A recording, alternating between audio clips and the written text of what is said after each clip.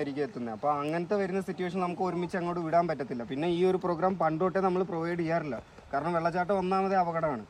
പിന്നെ ഞാൻ പറഞ്ഞല്ലോ കുറേ ക്രിട്ടിക്കലി എൻഡേഞ്ചർ സ്പീസീസ് ഉള്ള സ്ഥലമാണ്. അപ്പോൾ അതുകൊണ്ട് നോയിസ് പൊല്യൂഷൻ കൺട്രോൾ ചെയ്യുക. എന്തുകൊണ്ടാണ് നമ്മൾ ഒരു ലിമിറ്റേഷൻ വെച്ചേക്കുന്നതെന്ന് പറഞ്ഞു കഴിഞ്ഞാൽ ഇത് ശരിക്കും പറഞ്ഞു കഴിഞ്ഞാൽ മീശപ്പുലിമലയുടെ പ്രോഗ്രാം എന്ന് പറഞ്ഞാൽ പ്രകൃതിയുടെ ഭംഗി നിങ്ങൾക്ക് കാണിച്ചു തരുന്നു. അത് നിങ്ങൾ തന്നെ സംരക്ഷിക്കാനുള്ള ഒരു ബോധത്തിന് വേണ്ടിയാണ് ഇത് ചെയ്യുന്നത്. പക്ഷെ പകുതി മിക്ക ആൾക്കാർ ഇത് മനസ്സിലാക്കുന്നില്ല. ബ്ലൂടൂത്തിൽ പാട്ടിട്ടിട്ടും ഇങ്ങനെ ഒച്ചയും കാര്യങ്ങളൊക്കെ ആയിട്ട് നമ്മൾ ചെല്ലുമ്പോഴത്തേക്കും ഇവിടെ നിൽക്കുന്ന പകുതി മിക്ക സാധനം 6 മാസക്കാലത്തോളം ഹൈബ്രിനേറ്റിംഗ് ചെയ്ത് കഴിഞ്ഞിട്ട് 6 മാസക്കാലത്തോളം പുറത്ത് വരുന്നതാണ്. ആദ്യത്തെ മഴ കിട്ടുമ്പോൾ നമുക്കിവിടെ റെസ്പ്ലൻറ്റ് ഡ്യൂയിസ് എന്നൊക്കെ പറഞ്ഞ് കുറേ ചെറിയ തരത്തിൽപ്പെട്ട തവളകളുണ്ട്.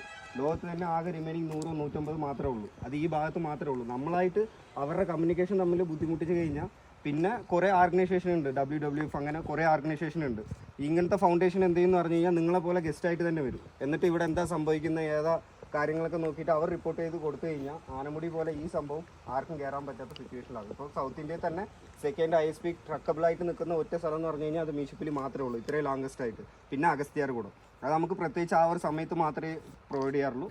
നിങ്ങൾ വിചാരിച്ച പോലെ കാണുമ്പോൾ ഗ്രാസ് ലാൻഡും പിന്നെ ഈ കാണുന്നതൊക്കെ നമ്മൾ മാൻമേഡിയാണ്, ലോക്കൽ വെജിറ്റേഷൻ അല്ല, നമ്മളായി വച്ച് പിടിപ്പിച്ച മരങ്ങൾ. അപ്പം എല്ലാ മൃഗങ്ങളും ഇതിൻ്റെ ഉള്ളിലുണ്ട്. അതുകൊണ്ടാണ് ഈ ചുറ്റുപാട് നമ്മൾ ഇലക്ട്രിക് ഫെൻസ് ഇട്ട് ലോക്ക് ചെയ്ത് വെച്ചേക്കുന്നത്. അപ്പം നിങ്ങളുടെ സേഫ്റ്റി കറക്റ്റ് നോക്കുക. പതിയെ പോയി പതിയെ തിരിച്ചു വരും. Thank you.